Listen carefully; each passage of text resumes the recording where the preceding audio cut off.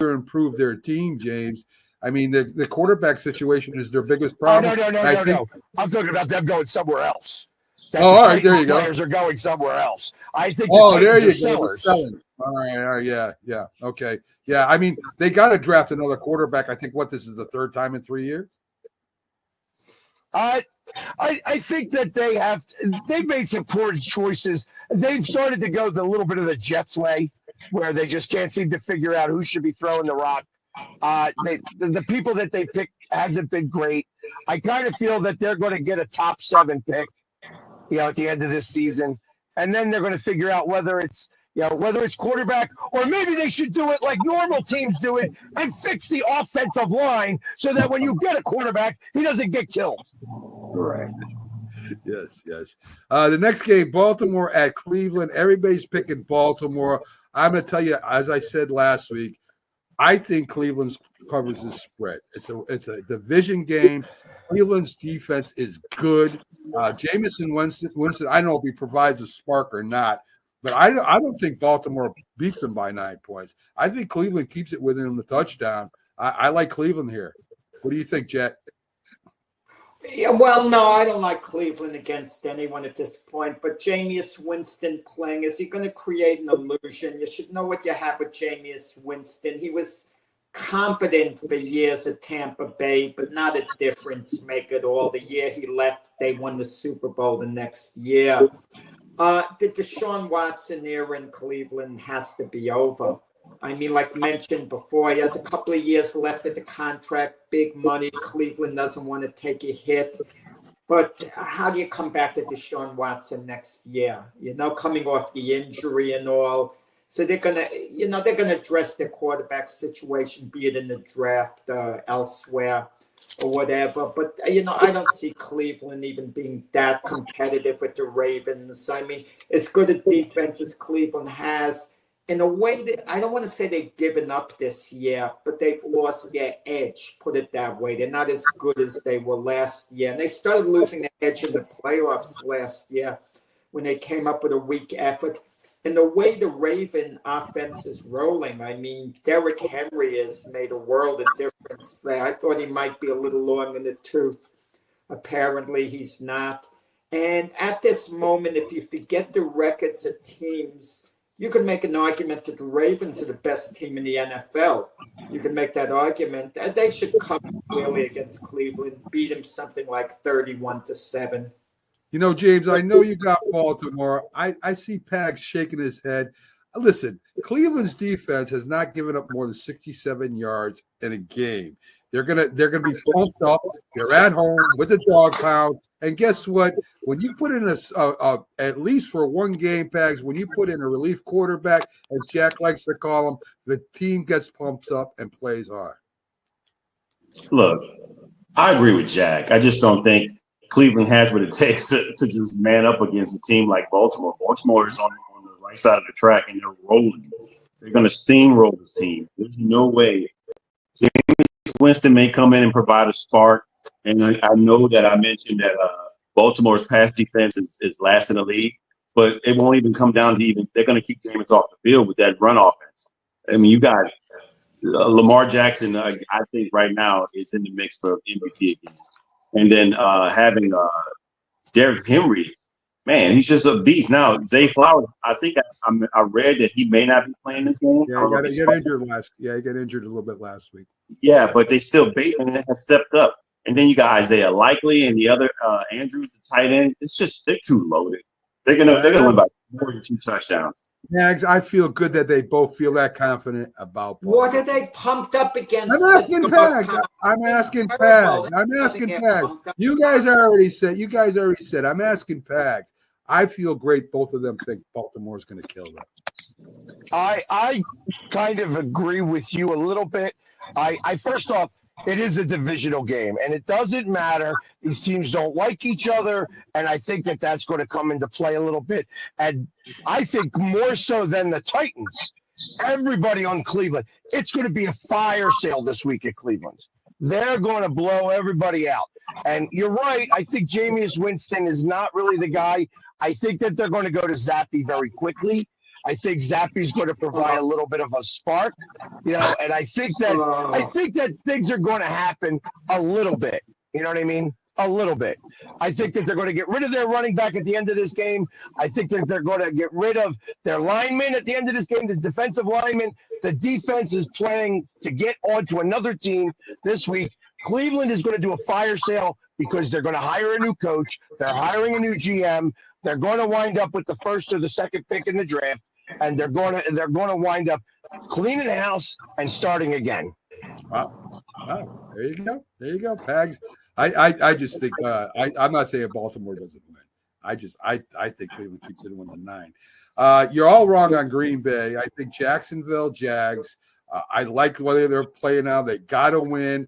I think Jordan Love throws too many interceptions. I think Trevor Lawrence has a good game. They got a good running game. I think that they're at home. I think they keep it within the 4. Green Bay might win. But I think Jacksonville, I think this is going to be a real close game, and it could go either way. So I think Jacksonville might even upset them today. I'll go first on this one.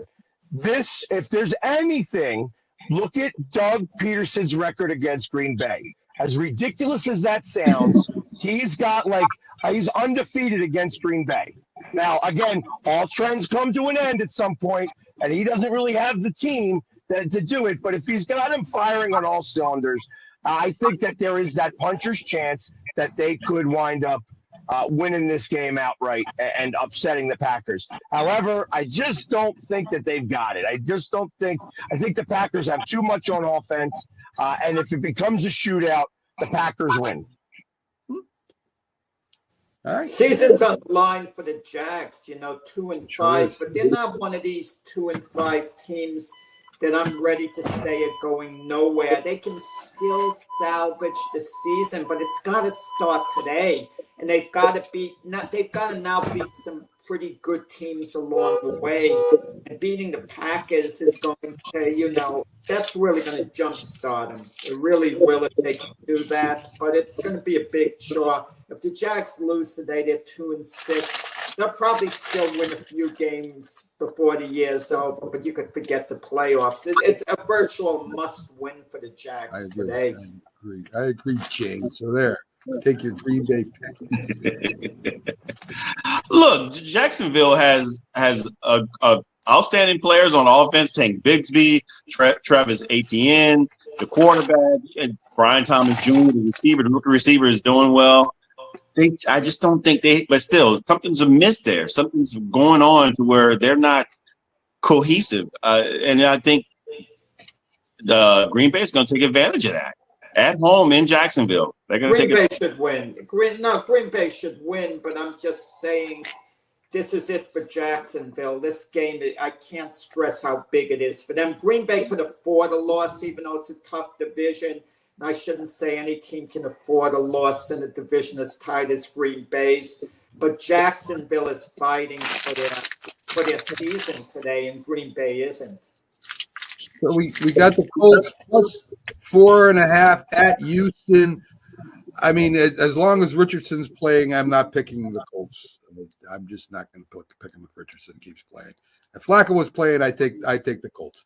But Houston, I think their quarterback didn't have a great game. I think they come back and they put a hurting on the Colts. What do you think, Bags? See, this is one of these games where these teams don't like each other.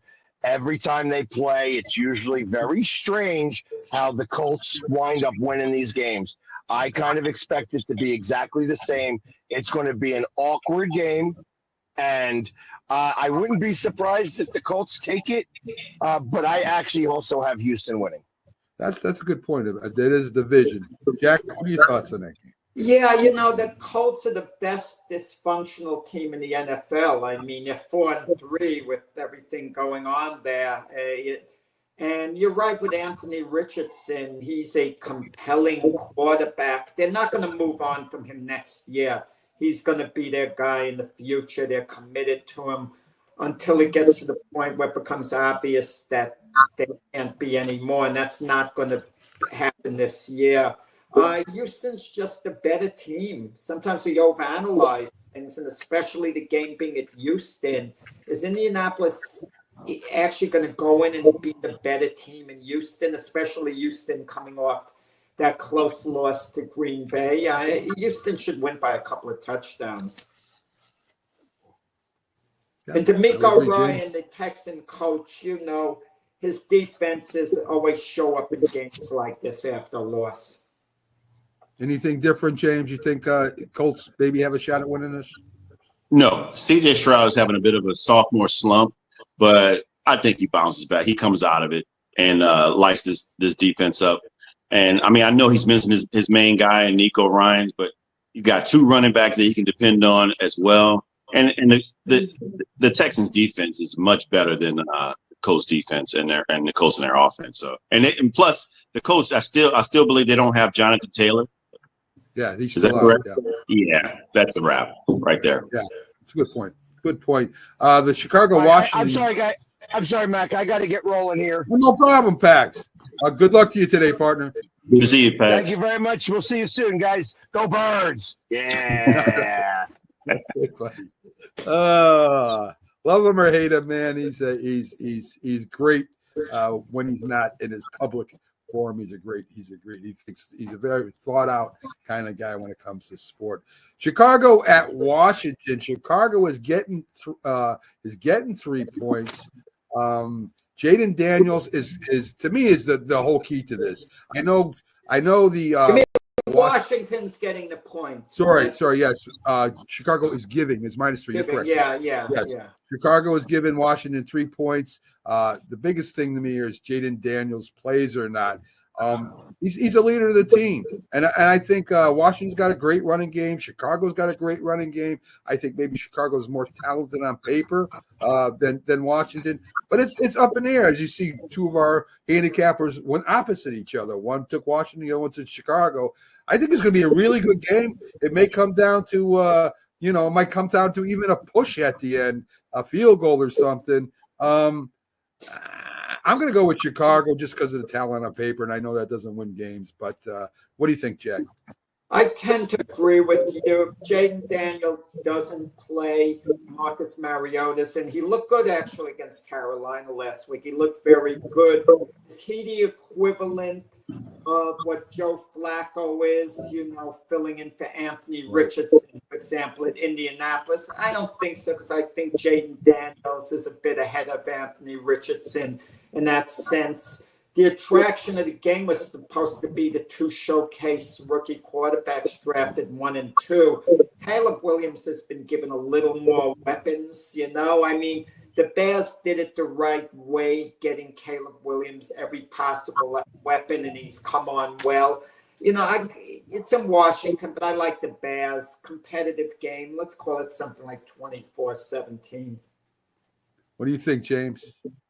Yeah, I have to agree with both of you. I just think that Marcus Mariota, we know what his track record is, and he's just not a good quarterback. And so, I mean, he had success against Carolina, but we know Carolina is just not a good team at all. And sorry, Sonya, wherever you are out there. It's just, I think that Washington, in order for Washington to win this game or to have a chance to win this game, they need Jaden Daniels. If he's not there, then going up against, I mean, either way, both quarterbacks are going up a really good defense in Chicago. Chicago has a really good defense, and they have a penchant for getting their quarterback the ball back. And it looks like the offense for Chicago seems to be rolling now. I know that they had a bye last week, right? Yeah, they had a bye, but I like the chemistry that's starting to form with Caleb Williams and his receivers and their running back. They seem to be on the right track, and I think they would win this game. Yeah, I mean, look, Chicago is improving every week, and that's all you can ask of them, right? Even if they don't make a playoff run or whatever, if they get up there and they're at 500 or above 500, and they get in the playoffs. I mean, if you're a Chicago Bear fan, they're 4-2 right now, Mac. Yeah, they'll be 5-2. They'll have the same record as the Vikings. They still got to play. They still gonna have to play. They're still going to have to play each other in that division, Jack, and they're going to kind of eat each other. I think they're going to split a lot and some games, and some games will get dominated. That's why I said if they do make the playoffs, I would be happy as a Chicago Bear fan. If they win a game in the playoffs, I'm ecstatic if I'm a Chicago because I see what the future brings there. Washington, a big surprise. It's hard to pick against Washington because they look good. And I'm going to tell you something about Marcus Mariota. He has like 2 or 3 good games in him. You know, he's a little bit better than Andy Dalton. And Andy Dalton has 1 and the second 1.5. But when he played with I think it was with the Falcons, if I'm not mistaken, he was like 5-2. I mean, he does have a few good games. Well, no, he wasn't good with the Falcons, Mac. In the beginning, he was.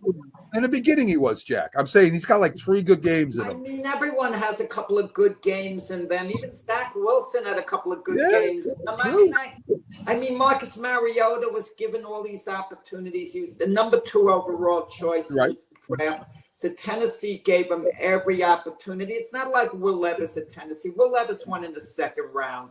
Marcus Mariota was the number 2 overall pick. And when you're number 2 overall pick in the draft, they're too embarrassed to give you a short leash, you know. So he was with the Titans. So while he wasn't terrible with the Titans, he just wasn't their franchise guy. Then he went to the Raiders, and he couldn't hold on to the start.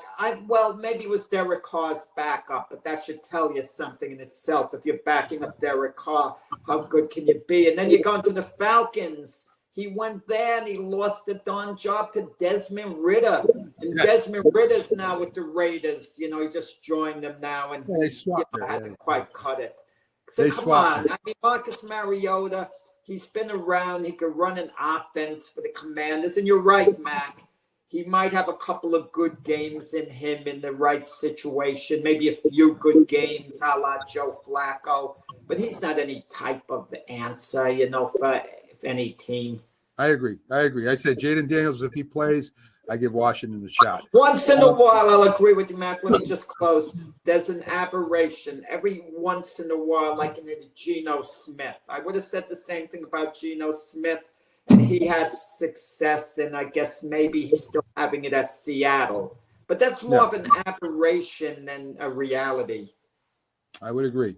The New York Jets, -7.5 at New England. We talked about it. The Jets have not swept, taken both games since 2000, 24 years.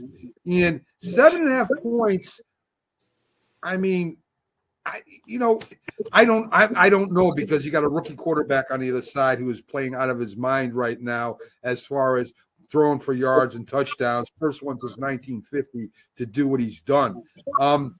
New England's defense is good. The Jets' defense is good. I don't know about the running game of the Jets is good. New England has a decent running game. It comes down to me, to Aaron Rodgers. Can he not turn over the ball? If he doesn't turn over the ball, I think the Jets win this by maybe a couple scores. If he does, then New England, I think, will cover. I'm going to go with New England. I don't trust Aaron Rodgers right now. I got to see him do something else. I got to see him, and not just against the Patriots either. I got to see him against a really good team, have a really good game, and not make mistakes at the end. So I'll take New England with the 7.5. James, what do you think? Man, I've been a fan. I picked the Jets to win their division, and let me tell you, they've really disappointed me. It's like, wow, particularly the number one guy at the top with Aaron Rodgers, and so I wouldn't be surprised with an upset here. I picked the Patriots to win this game because I just don't. They're not a good team, regardless of what you see on paper. What's on paper is not consistent with what they've been playing, and they're 2-5 right now, and they're not far off from the Patriots. So, and the kid's playing, like you said, lights out in Drake May. So I don't know. I think they upset them at home. Yeah, I'll tell you, with the Jets, unless they win in a rout, win by like 20 points or so, it's not going to be a pleasant aftermath, because if they win a close game, they beat New England easy earlier. So it would have showed you they maybe regressed a little bit, but this is the NFL. A win's a win. Heaven forbid the Jets lose. The season is over as far as any little hope of getting to the playoffs. They really desperately have to escape New England with a win. And that team's starting to become dysfunctional. There's no evidence that Aaron Rodgers is disliked by his teammates. There's no evidence of that at all. But has he really provided leadership? He can't give any more speeches to the guys. Stop it. Devontae Adams just joined the darn team, and he's calling out teammates. He's giving them a speech. He's telling we're much better than that. Who the heck is Devontae Adams as far as the Jets go? He shouldn't be calling guys together and taking a leadership role. That is pretty pathetic. I mean, that Devontae Adams just joins the team the week he joins him. He's taking a leadership role. That means it's Aaron Rodgers and this little pack of guys, are running the team. I mean, come on. Jets better get it done against New England today because everyone was sick of it. 4 losses in a row. I mean, they better, one way or the other, they better not lose because if they do, as I said, they're going to fall to 2-6. And what can they say? What are they going to be playing for then? And Aaron Rodgers says this season has a long way to go. This is the NFL guy. A long way to go. You got 10 games left in the season. If this were baseball, 10 games would hardly be anything. 10 games to go. You don't have a lot of time left. You got to win now. Keep winning. You brought up something. He's in this pack of guys.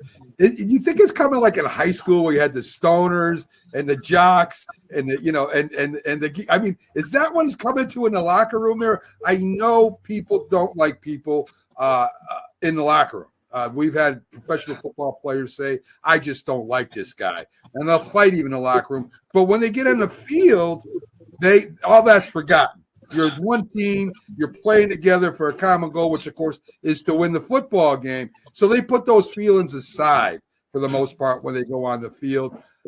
Is that what's happening out there right now? Are the feelings dripping out into the field? I don't think, like I said a moment ago, the guys dislike Aaron Rodgers. On a personal level, I really don't think that's the case. But he was supposed to be the savior. And now it's becoming apparent he's not that guy. When he first joined the team, all the players were in awe. They couldn't believe it. This is Aaron Rodgers joining us like a living legend. And it hasn't worked out that way.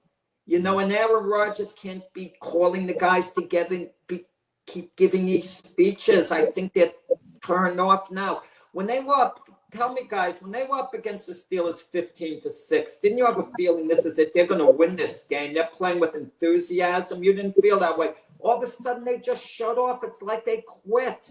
And later, I hear from Aaron Rodgers, he was upset. There was no enthusiasm on the sideline. Well, that's pretty good. You know what, Jack? They say when you go to Hollywood and meet your idols, don't be surprised if you're sorely disappointed. And there's a possibility that a lot of these guys that looked up to Aaron coming up, watching him play, they meet the real guy outside of the TV commercials or football games. They meet the guy and they're not happy with it. And then bring that in together with losing, that makes it even worse. So, I mean, especially like you said, losing 4 straight. Mac mentioned something a while ago, a couple of weeks ago, and it even entered my mind. If Aaron Rodgers hypothetically is struggling for one game, do you just throw in Tyrod Taylor for a little spark? Obviously, you don't start Taylor the following week.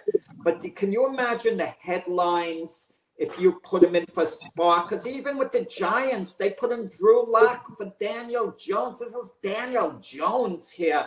And people are getting all excited, and it's headline news. And all Brian Dable wanted to do is give the Giants a spark for one particular game. But the repercussions of such a move, you make it, even though Aaron Rodgers would be starting the following week. But is it sending a message to the team, I'm not putting up with this guy? I mean, would the team actually enjoy a coach standing up Aaron Rodgers? I'm not sure. Is it at that point they would not resent Aaron Rodgers? Jack, Aaron Rodgers is the coach. They would not dare sit Aaron Rodgers. Aaron Rodgers would probably sulk and go somewhere and say, I might be back next week. I might not. You aren't going to do that. Daniel Jones doesn't have power of the Giants. Aaron Rodgers is the GM, the coach, the offensive coordinator, and the quarterback. You would be firing the coach for a game, is what you'd be There's doing. more than that. There's more than that. As of the moment now, the owner, I don't know about the last week, still seems to believe in Aaron Rodgers because Woody Johnson called him before he fired Robert Saleh, didn't mention anything. I honestly believe Aaron Rodgers would not have been on board with Saleh being fired. I honestly believe he likes Saleh. But the point is, why is the owner calling Aaron Rodgers on the eve of firing the coach?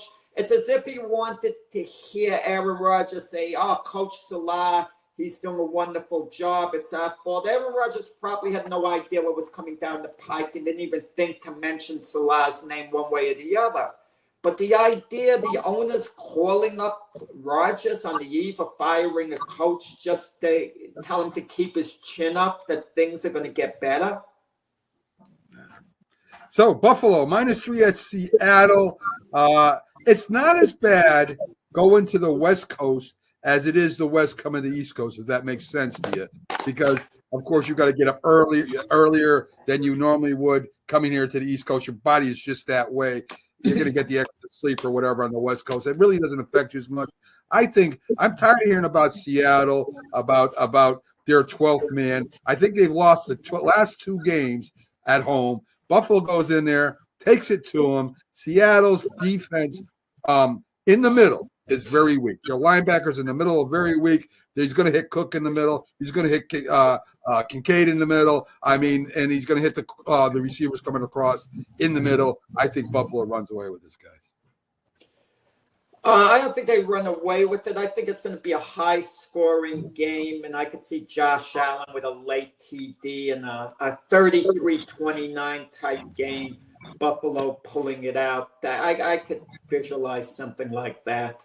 You know, the Buffalo offense, even though, you get Amari Cooper, and I always like Keon Coleman, James Cook, they got pieces, something about Buffalo.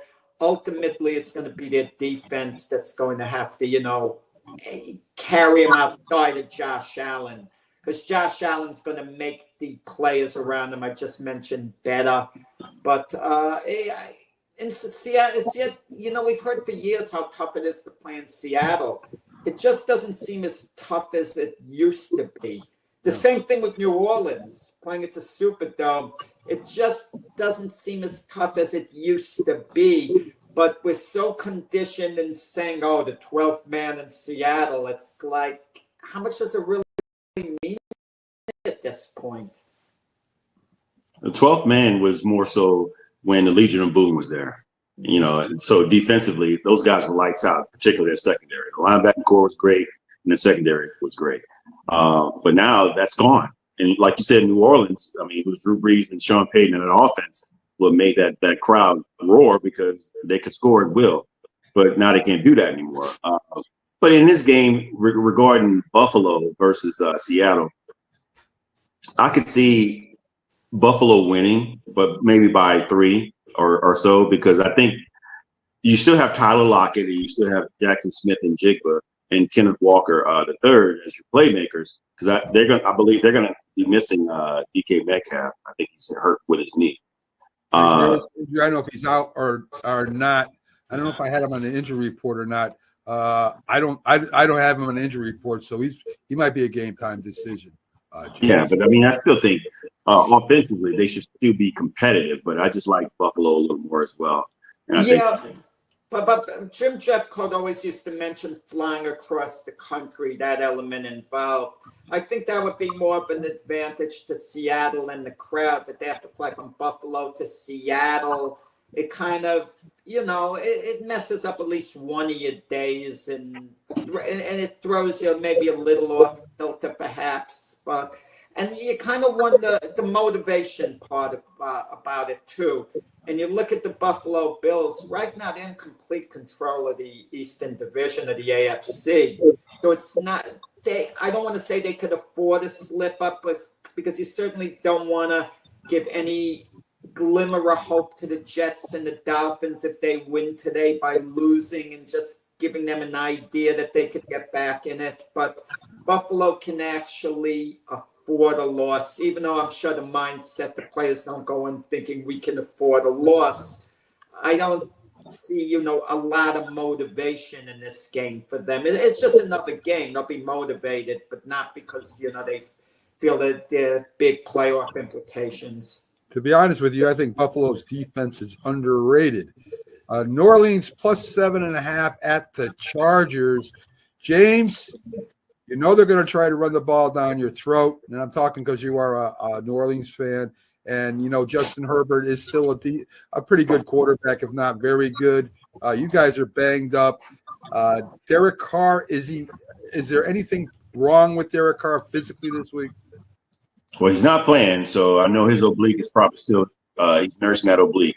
But I will say, although Derek Carr's not playing, we are getting a host of players back. They're starters. We're getting Pete Werner at linebacker back. That should help with the run game. And we're also getting our offensive guards back in Patrick, Lucas Patrick, and Seaton Louise, which should help the rookie out. Man, I mean, and we're getting Taysom Hill back too as well. So, and Olave as well. So this works out in their favor, but they still lose the game by 3. I think. I just think you're going to a different environment. They play better on well, they're not. I can't say what they play better on. They lost 5 straight, so they're going to lose 6 straight. I just think that the run game, and it looks like what's his name, Justin Herbert had like a 300-yard game. And our secondary and defense was giving up a lot of yards, these past few games. So I can't really, based on them being better, the fact that they got the players back, but I think they'll be more competitive. So just enough to lose maybe by 3. I like Olave a lot. He's a elite receiver. But Taysom Hill, I mean, come on. I'm tired of that name already because he could play a few positions, it seems. And hold on, Jack. I gotta stop you. The first 2 games was Taysom Hill oriented. That's the reason why those games he got hurt and he was out of the rest of those games. That you can't really say that. I mean, he's a focal point of the offense. He's a big time, and it makes a big difference. He's a wild card. He's one of those guys that you like. Okay, what is he going to do? What are they going to do with him? I mean, he blocks, he catches the ball in the backfield, and everything. But this is probably why he's hurt too. He's also injury prone. He's been hurt most of his career. But I'll digress to you and let you finish. Yeah. No. The Saints have been a major disappointment. When they routed the Cowboys early in the year, even I was, taken a little back, and I thought, this might be a much better Saint team. And I thought they won 9-8 last year. It's hard to believe they won a very silent 9-8. That's not bad.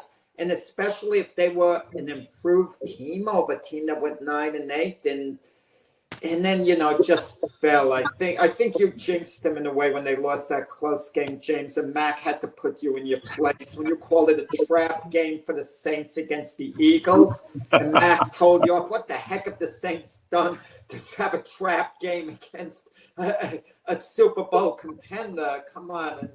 And it's kind of, with the Saints, it's kind of unraveled. I don't see them getting back in the race in that division, even though I know with Tampa Bay and the Falcons, they might keep canceling one another out in games the rest of the way, win a game, lose a game, win a game, lose a game. Maybe the Saints could creep back in it, but it's got to happen today.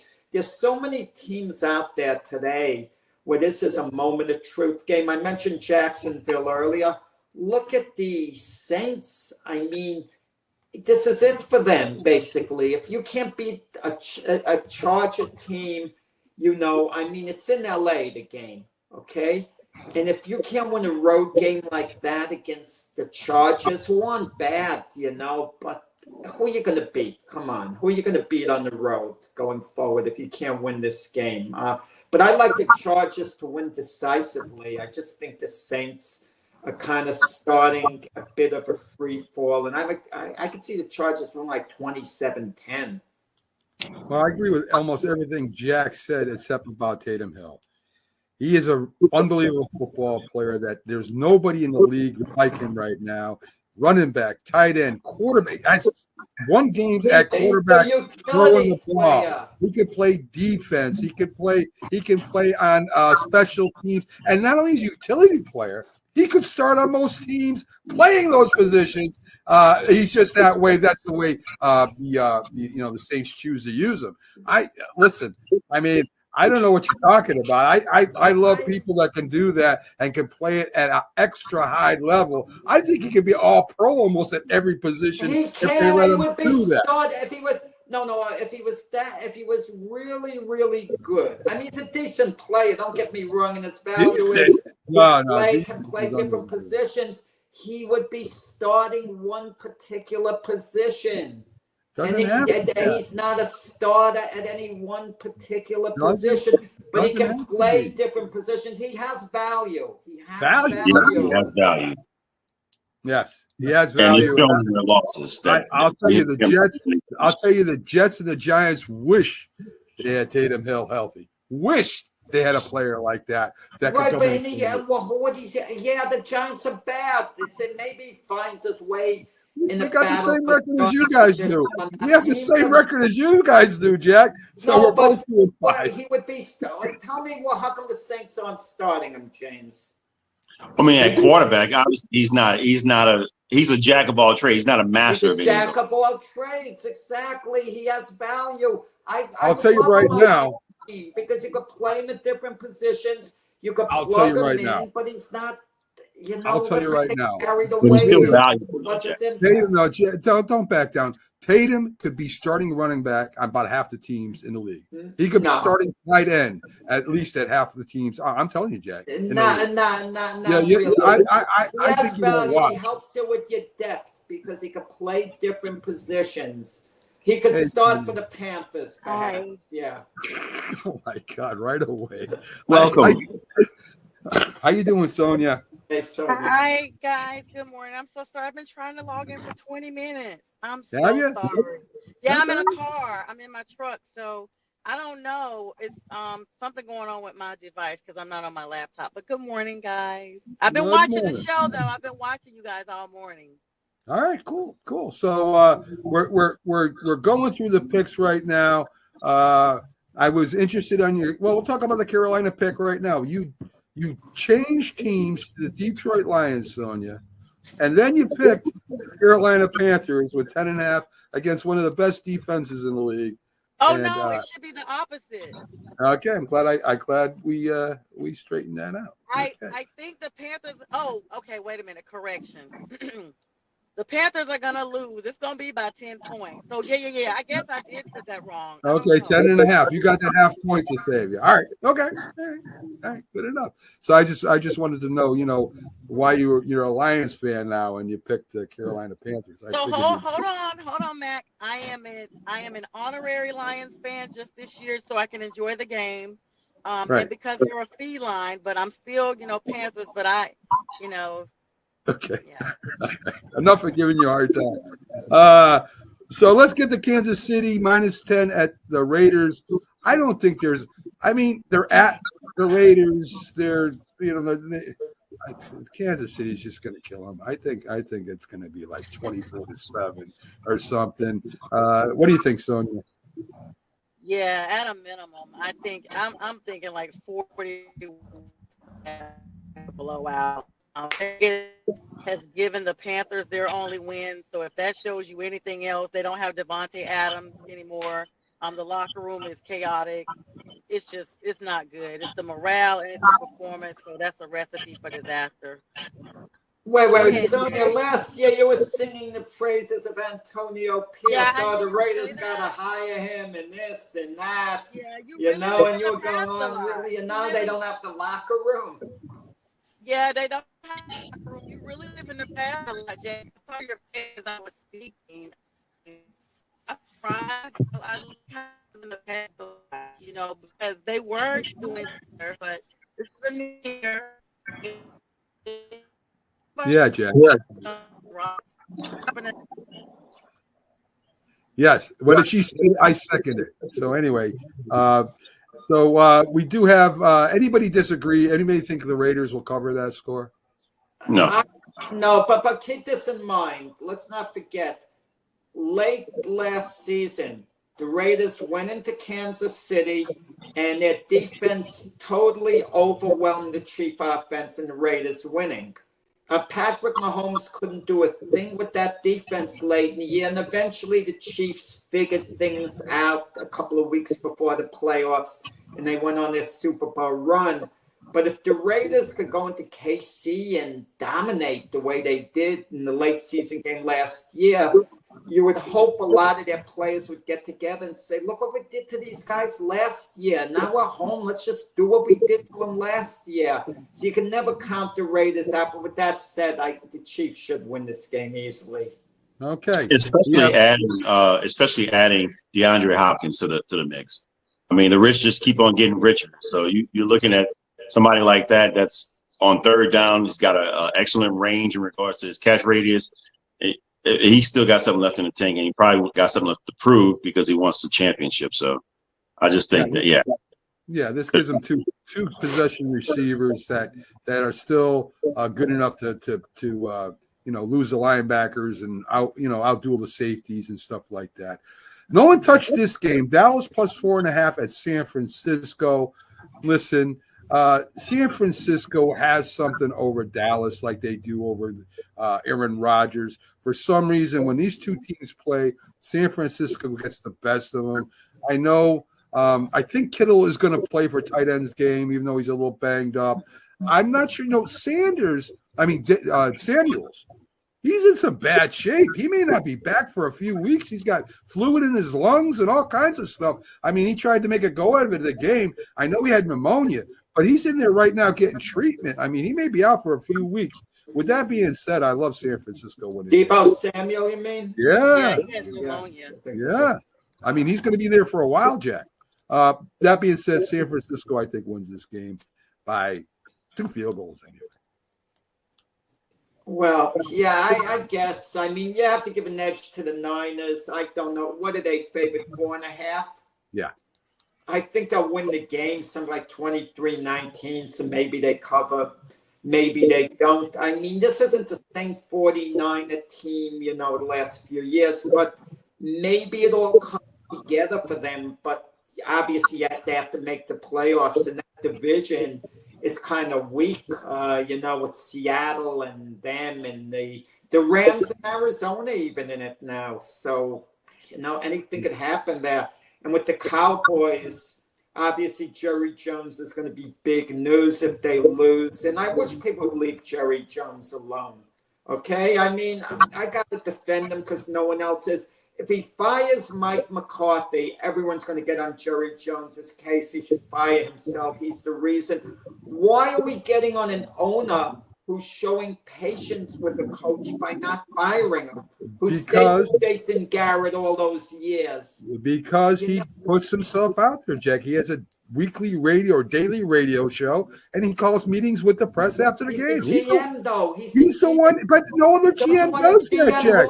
What other GM has his own radio show and calls the press over after the games? He does it. He does it to himself. But okay, so he talks to the press. That's a good thing. Yeah, He's talking about the team. Joe Douglas was criticized with the Jets for not talking to the press. Oh, how come we never hear from Joe Douglas? He goes into hiding or whatever. Should explain this or that.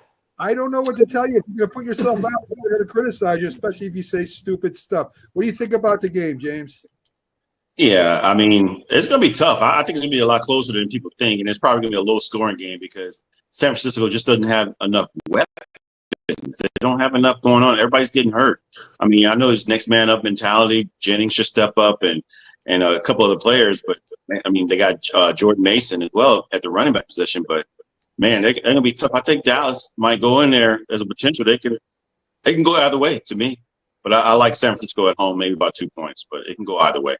Sonia, Micah Parsons is out for the game again. I didn't have my injury report. I just saw it before I came in. That's going to affect them a little bit. Who do you got, Dallas plus 4.5 or San Fran? I think San Francisco will still pull this one out. They're at home. They seem to always have Dallas's number. And you just mentioned an injury. That's going to be crucial. I mean, Dallas is already struggling anyway. Let's be honest. This is going to be a slot fest at best. San I agree with Francisco that. still has a lot of openings with injuries themselves and sicknesses, what have you. They're not the same team they were last year. The 4.5 is kind of what I wouldn't go with, though. I think this may come down to just a field goal, which is only 3 points, and that's where I wouldn't, differ with. Fair enough. And of course, we got the nighttime game. The Giants getting 5.5 at Pittsburgh. I don't care if the Giants got 10 or 15 points. There is no way that they're going to beat the Pittsburgh Steelers or even come close. I know they're playing away, which they play better away, but they don't have a shot. They are so disorganized right now. They're off. If you watch the Giants offense and you watch other teams' offense, besides maybe Carolina or the other teams, their season, and you'll agree with me here, Sonia.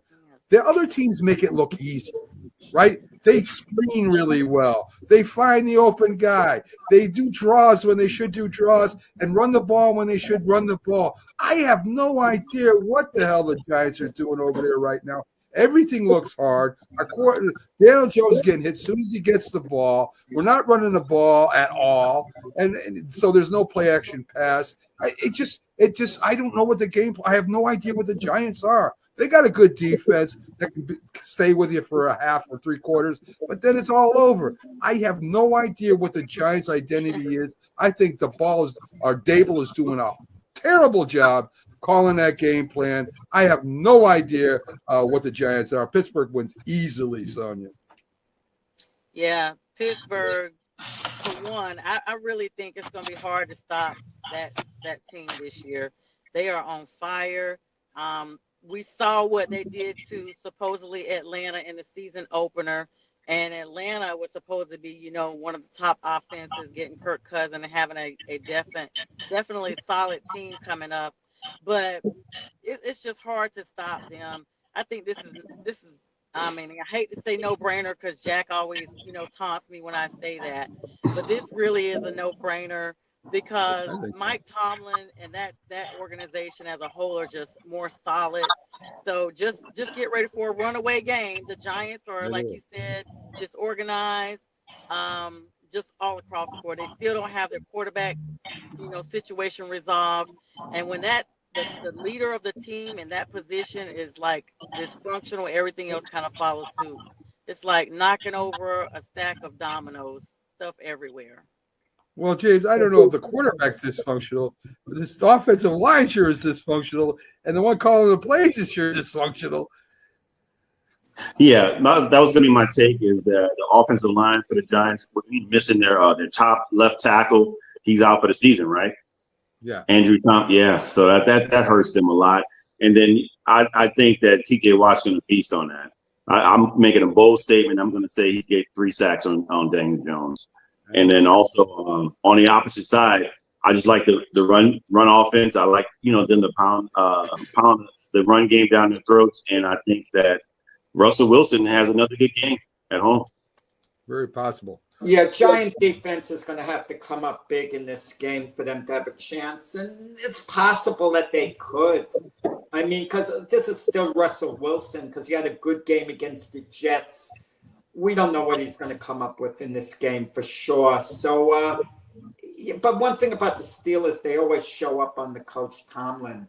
They're not going to take the Giants lightly. They're going to be ready to play. And how many points can the Giants generate? I mean, the only way the Giants win this game, it's got to be a real defensive struggle, like a 13-10 type game where their defense is going to have to be superb. And I see the Steelers winning this game very easily. Very agree, easily. Jack. Don't be nice. Don't be nice because I'm a Giant fan. I'm telling you. No, I mean, but I'm looking at the Giants' key to victory. They still have potential on the defensive side of the ball still, and if they show up and play a great game there, this is Russell. Like I said, this is Russell Wilson. Let's not get carried away what he did against the Jets last week. We don't know what he's going to come up with against the Giants. I wouldn't count the Giants out completely, even though I think they're going to lose decisively. I mean, we need a pick six or something, not just a turnover. But the defense, something like that. Yeah. So a little bit. Go ahead, James. Is Malik Neighbors playing? Yes. That might be a saving. That might be one of your saving graces to keep the game close. Try a screen. They're killing the quarterback. Just screen it. I know this. Come on. Right. Yeah, exactly. The buyers and seller kind of interested me. There's no way, and I'm gonna take some guys off the list here. Green Bay, they're not buying anybody. The 49ers, their payroll is so high right now. They're not buying anybody. Tampa Bay might. They've lost 2 receivers. They might try to pick up a receiver. Dallas isn't doing anything. Jerry Jones is not buying anybody. He had his chance. In fact, he's starting. Dalvin Cook. The Steelers, they do need a receiver. That may make them a Super Bowl contender if they get a receiver, another one they can go to. The Chargers, I don't think they're rebuilding. They're not going to do it. They're not going to buy anybody. The Eagles, maybe a defensive back. I think they need to tighten up that defensive backs. Atlanta, what do you think? Are they in the market to get? Who would they get? Who would Atlanta get? What does Atlanta need right now to solidify that team? Nobody. Honestly, I don't think she's right. I don't think it's anybody. They picked up Matthew Judon defensively, and they got Justin Simmons in the back. They have at every position they're good, except maybe their offensive line. They might need somebody on the offensive line. I don't even think they need nobody in the O line. They are stacked. All right. I mean, some of these teams, they do need receivers, and Mike Williams of the Jets, he's probably going to get moved this week. I don't know what the Jets can get, maybe like a 5th-round draft choice, but we'll see which team. Maybe a team like the Buccaneers, who had a couple of injuries at the receiver position, reach out to Mike Williams. The thought was he'd go back to the Chargers, where he made a name for himself, but Jim Harbaugh wasn't coach with the Chargers, so he has no attachment to Mike Williams as far as going back there. And Jim Harbaugh makes the decisions for the Chargers. I think that would have happened already. The Seahawks definitely need a linebacker or two. They do need that. That would kind of make them a little bit better going forward. Sellers, they have the Panthers. The Patriots, the Giants, the Titans, the Browns, and the Raiders. I mean, all of these teams could. I don't know what they're going to try and get draft choices for them. They're already going to get draft choices. I don't know what you do as a coach or a GM. You're going to keep your good players, get rid of your bad players. Are you going to get rid of your good players too? That doesn't make sense to me. The whole selling thing is kind of touchy to me. I would think you want to keep your good players no matter what, right? You want to build around your good players. I don't think you're going to get rid of, for instance, you're not going to get rid of the Cleveland defensive end over there, or the Patriots are going to get rid of one of their good receivers. I don't think the Giants are going to get rid of Malik Neighbors or one of their good receivers. To me, it's a touchy situation. Yeah, I mean, you want to get the draft choices. You want to help rebuild your team, but you definitely don't want to get rid of your good players. What do you guys think? Yes, certain guys aren't going anywhere. We heard rumors about Cooper Kupp with the Rams. Right. I mean, they upset the Vikings, and now they're in the playoff hunt again, the Rams, so they're going to consider that. But even if they lost to the Vikings, some guys you just don't move on from. The players that were moved, the better players were already moved before the trade deadline. Considered that Devontae Adams, DeAndre Hopkins, the better receivers there. So teams are going to tweak certain positions, and they're going to still be buyers.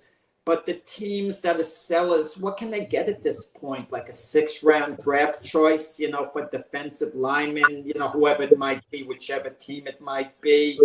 I don't think anything significant is happening before the deadline. I could be wrong, but I can't see any big move that any team's going to make. I mean, you're living with what you basically have. Hassan Reddick, we didn't mention him. He's going to be debuting the Jets today. You all think he's going to be any factor? I mean, if he gets a couple of sacks and the Jets win, it could lift the team mentally, you know. Oh, this is now a new beginning, and Devontae Adams catches a couple of touchdowns, and you know, I don't know. I don't know. I think we spent way too much time on the Jets today. Sonia, let me ask you, because you're a Panthers fan. I mean, you got rid of DJ Moore. Wow. You get rid of Darnold. Hey, I mean, this is what the Panthers have been doing a lot over the last couple of years, and it just goes back into your face. You think that – I don't know who your GM is over there. I know your head coach is probably short. Is probably in a short leash.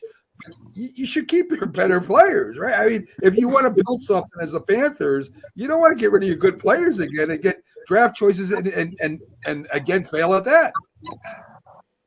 I mean, I literally, and I'm sure at least 99% of other Panthers fans feel the exact same way, if not 100%. It goes all the way back to when we went to the Super Bowl and lost, and they just imploded the team. It's almost like it was designed. They started trading away everybody. Then you come under this new ownership, and it has gotten worse.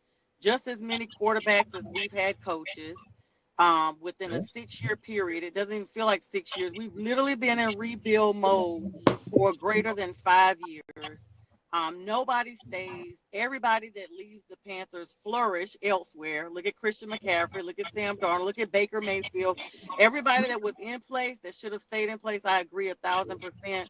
It's almost like Tepper has no expertise with sports management at all from a team perspective. I always say that.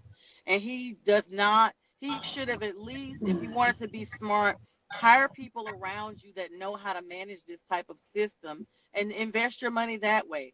Don't try to buy the team and then have control of the team when you have no knowledge of how to get talent. And until that happens, we're going to be going the same way. I agree. We're almost done here. To me, maybe the biggest story today, what kind of effect Tua has. Is he healthy? Does he get another concussion? I mean, what happens if he gets a concussion? I think that is going to be paid attention to a lot today. So we got to get out of here, folks. I appreciate you all sitting by. Likes, love, shares, everything you do for us on this show. And as always, as every Sunday, I hope your team wins. Have a great one, folks.